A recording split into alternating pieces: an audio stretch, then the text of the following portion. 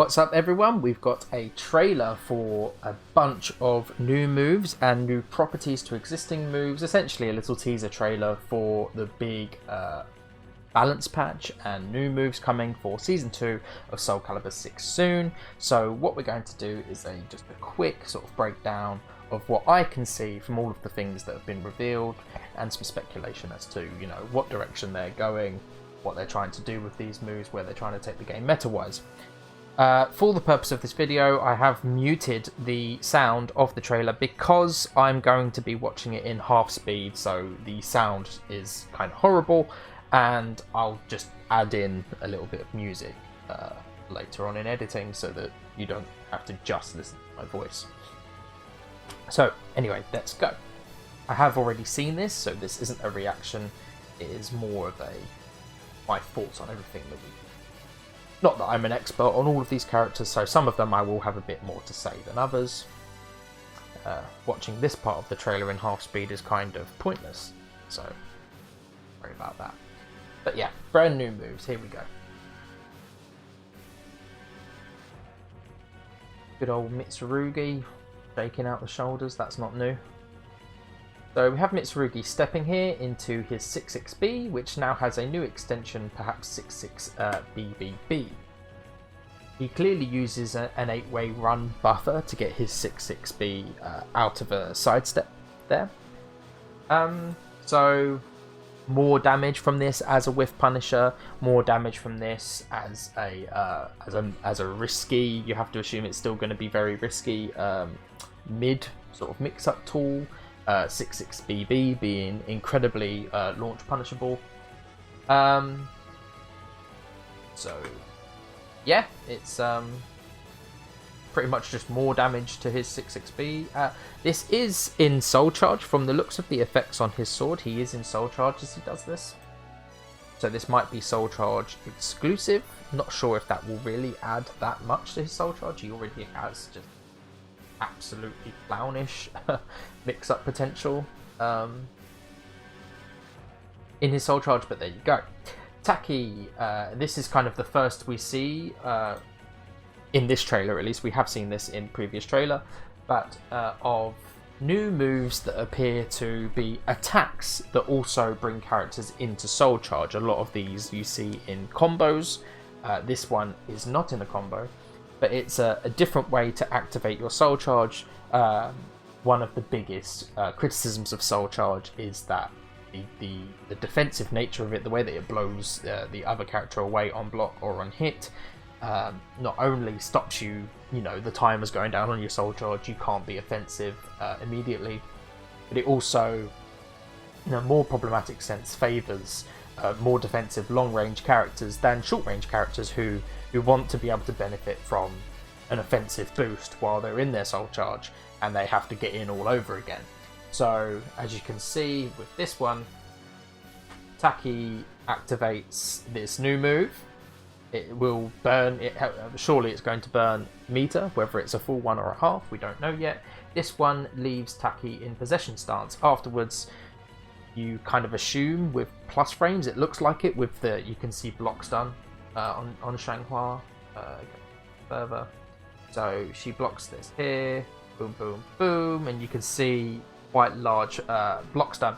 And Taki going into possession B there, kind of, you know, this might be reading too much into it, but it does kind of give you the impression that she had a lot of time to take her turn because she had plus frames. So a move that gives you plus frames, activates Soul Charge and puts Taki into position. Perhaps that's an option and she doesn't have to, perhaps you have to. Either way, that's clearly a much better situation to be in when spending your meter than just kind of blowing the other character away from you and you're in neutral and you have to get in to then use your offense.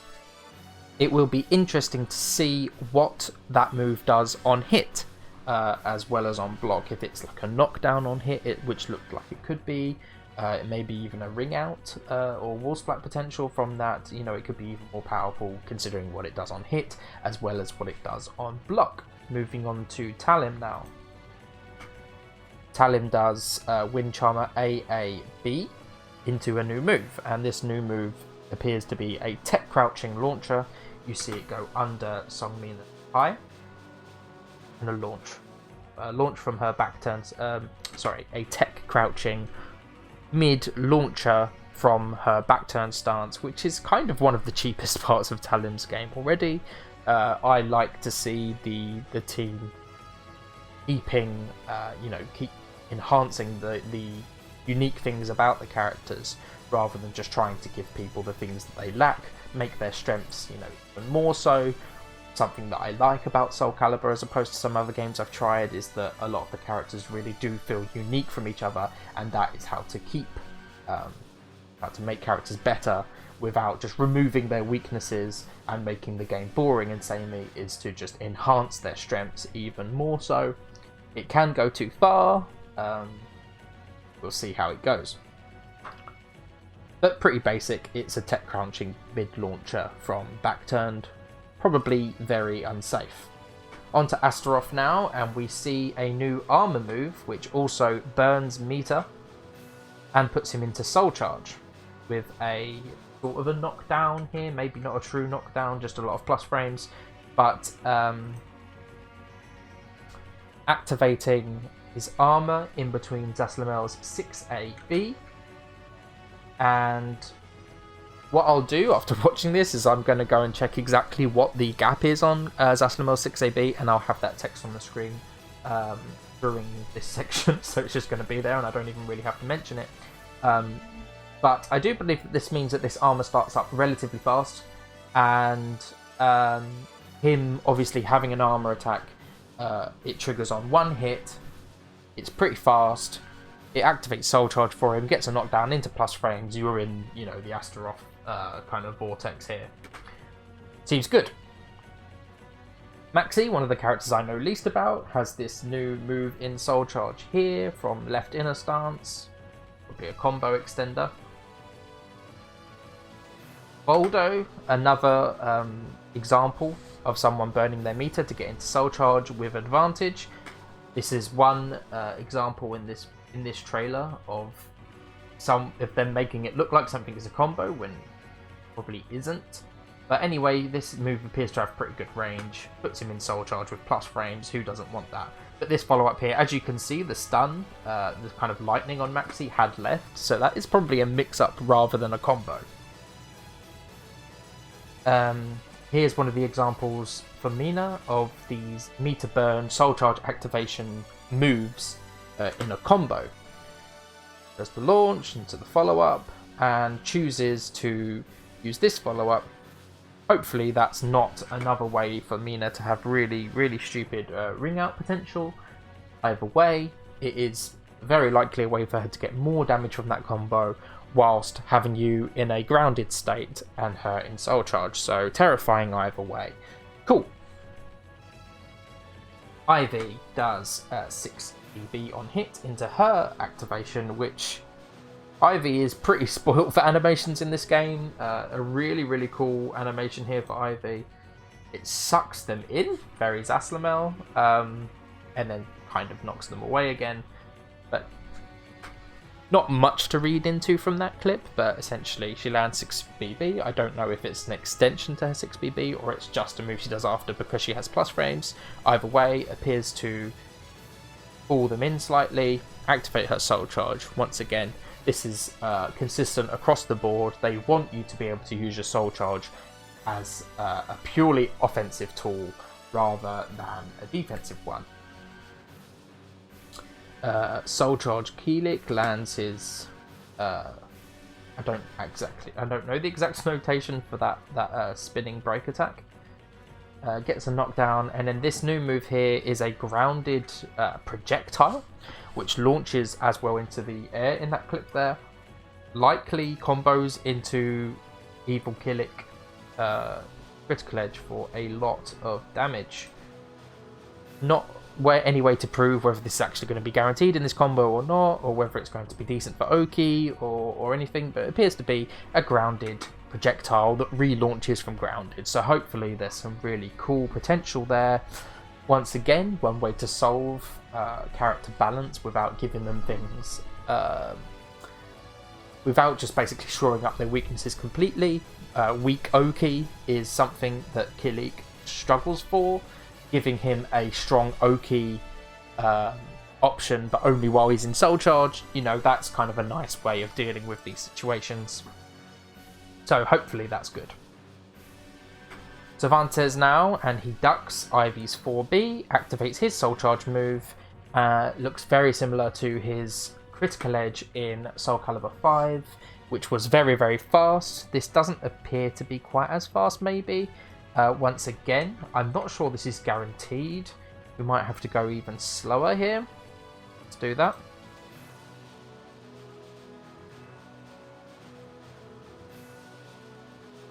Ducks the 4B, activates this. As you can maybe hopefully see here, Ivy appears to just be in a neutral standing state there. She's not still in recovery frames from the previous move. She does appear to just kind of be standing there and take it. So I'm hoping that move isn't really slow and kind of useless. I don't think it will be. And really, full screen whiff punishes, as long as they're somewhat reasonably fast, will always have some kind of potential. Hopefully it's a little better than it kind of looks from that clip. Moving on. Geralt now has a lethal hit condition on 66BB. I am quite curious as to what the lethal hit condition is, obviously. It would be nice as a whiff punish lethal hit, but we don't see it being a whiff punish in the trailer, so perhaps not. I really like the visuals on the combo he gets from this as well. This is obviously going to be a huge damage boost to the move.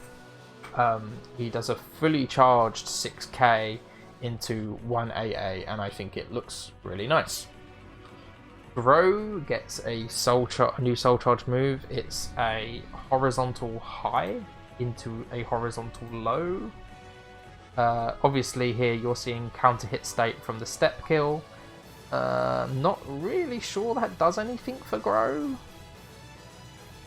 And obviously after the horizontal low he goes into his AVN sort of 6, his teleport. Yeah, not sure what this does for Groh, honestly. It looks like a decent move. Groh might be one of the only characters in the game where he actually really does need some of his weaknesses shored up a bit. And being able to catch you stepping, having things that do a lot of damage in Soul Charge are kind of two of the only things he's really good at. So yeah, I'm not sure if that's actually going to do much for Groh. Keep in mind though that for all of these characters we've been semi-promised at least 2 to 3 new moves for each character. And even beyond that, it's quite likely that the balance patch, the changes to moves, is going to make a more significant difference than the new moves. Anyway, so moving on. Raphael now has a mid AGI from Prep. This, I play against a really good Raph player very often, and this terrifies me. He also obviously has this lethal hit, probably for gaining the AGI. It looks like a low, horizontal low mid lethal hit. So that seems to be a really, really, really strong addition to prep stance for Raphael. It's always scary to try and quote unquote punish some of Raphael's prep entries. It's one of these situations where it's a reverse mix-up. You, as the person blocking the prep entry, typically have more ways to win, no matter what your option is, but Raphael always has a way to really screw you over if he has the exact read on your attempted quote-unquote punish. And that looks like a scary one. You do a mid, you're going to get messed up for it. Worth noting that the mid being used here is Nightmares B, which is very slow. So maybe this AGI isn't quite as good as it looks on first glance. Perhaps it's slow, but that's probably fairly reasonable anyway. We'll see if it can beat out the mids that a lot of people like to use against these prep entries that typically beat a lot of the options. Zaslamel now, and I might have a bit of complaining to do actually, which I don't typically do about Zaslamel. I'm clearly one of the Zaslamel up players in the community. Zaslamel does 3B and activates his Soul Charge activation, meter burn move. It looks really, really, really cool. I cannot complain about that. It looks super cool. He sort of puts his scythe up, spins it around, knocks them down. So, let's try and break this down a little bit. Let's see if we can find a good spot. Okay, so the opponent is face down, feet away. This likely gives a very good knockdown, and it puts Zaslamel in Soul Charge. Zaslamel is a character who suffers from the opponent being able to run away from his Soul Charge a bit. However, it does appear, I'll try and get the best shot I can of this, but it does appear to leave Zaslamel back turned. Unless they're going to be making some kind of additions to his back turn. Being in Soul Charge, using your Soul Charge to put you in an offensive position whilst being back turned is kind of pointless because his Soul Charge does nothing for his back turn game, and his back turn game isn't. You should be able to see here. He's left and back turned afterwards, unless he just turns around after that animation. It is cut away very early. Soul Charge doesn't do anything for Zaslamel's back turn game, and his back turn and Oki, when you know about it, isn't nearly as intimidating as it appears at first glance. It's not a position I want to be in as a Zaslamel player. I'd much rather be front turned with or without Soul Charge.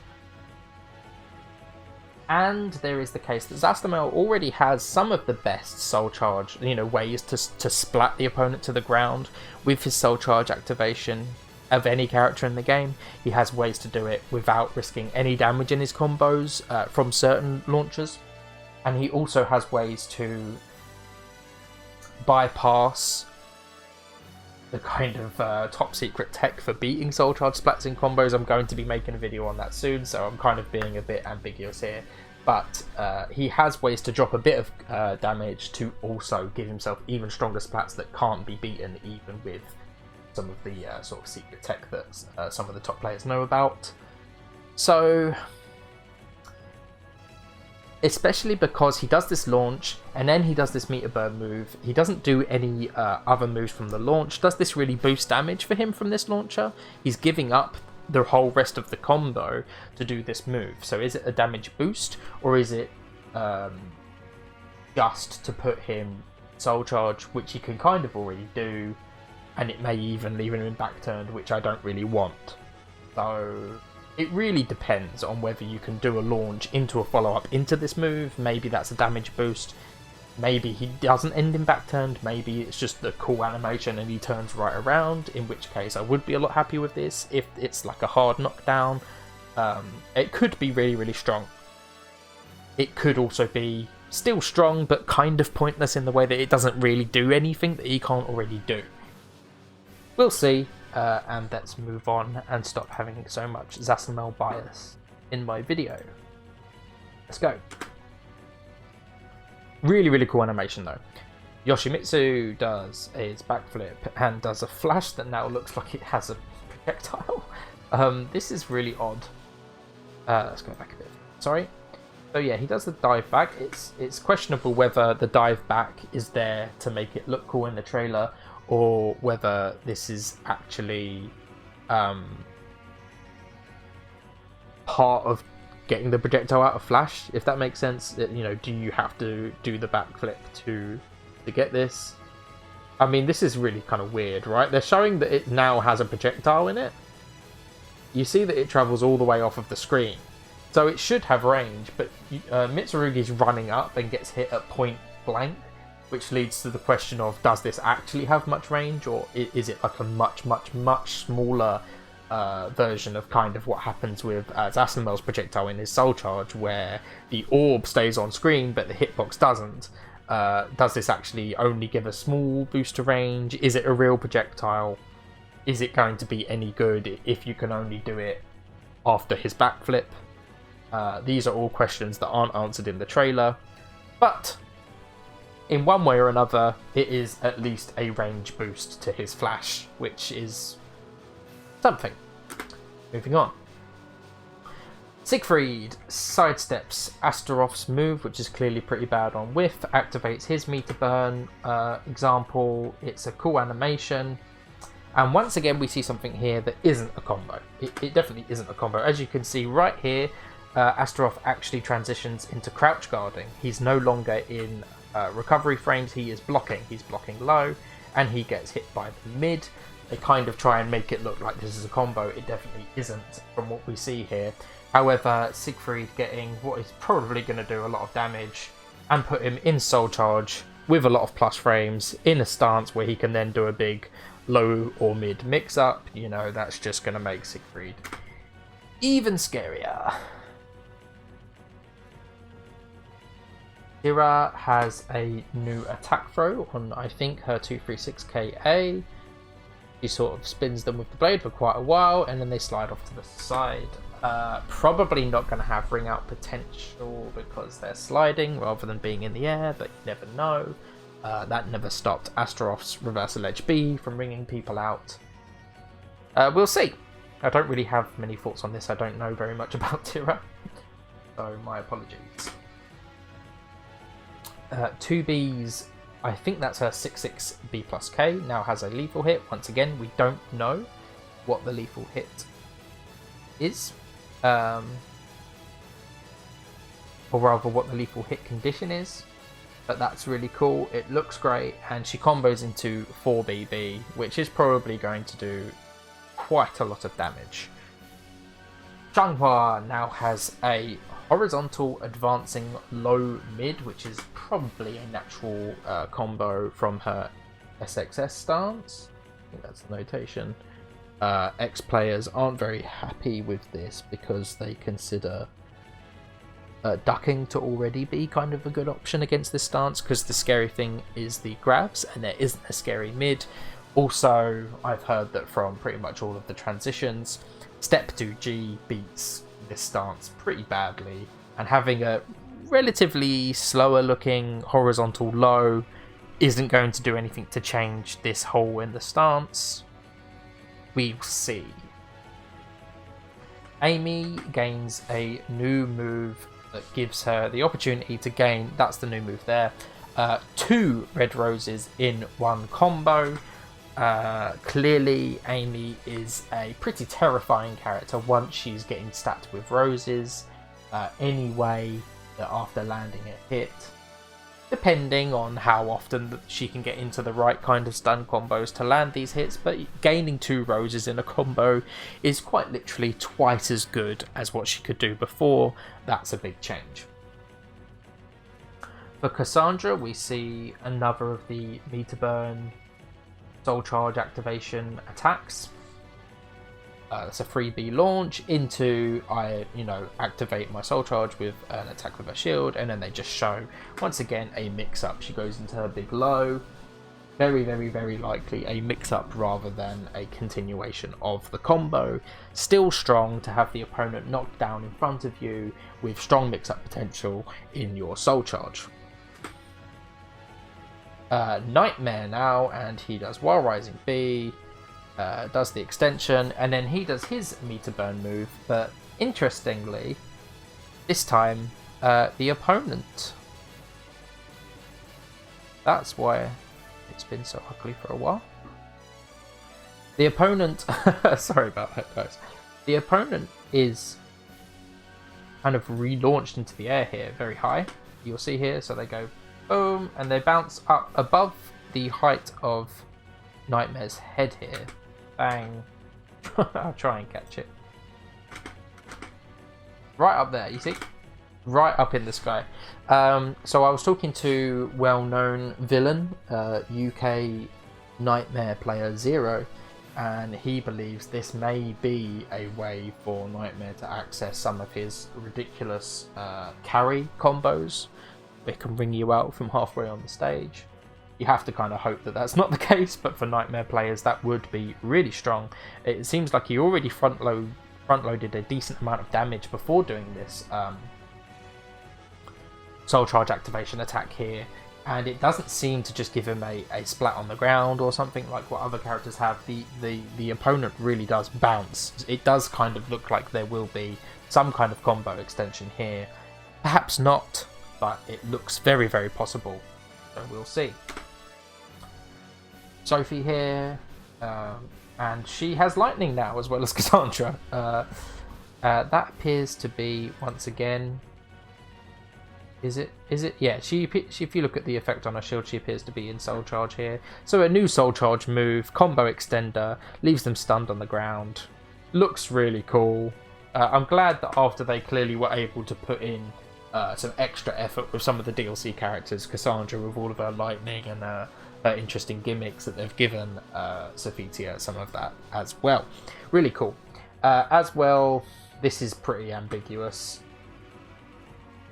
Looks like he goes into Soul Charge as he does this attack. And once again, it's like a meter burn move. He goes into Soul Charge with an attack here. It looks like some kind of attack throw.